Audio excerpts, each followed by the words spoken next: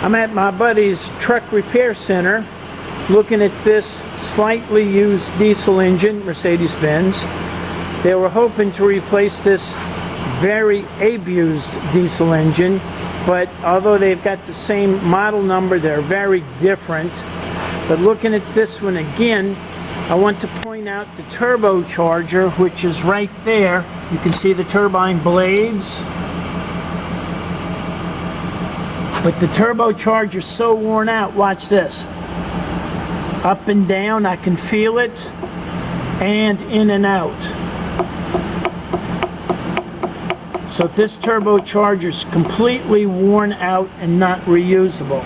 Might rebuild it, but you should replace it at least. So any boat that's got a turbocharger, that's another thing that you've got to be aware of, is the condition of the turbocharger, if it's healthy and if it's compressing air to give you the proper air and fuel ratio to get the boat up and going.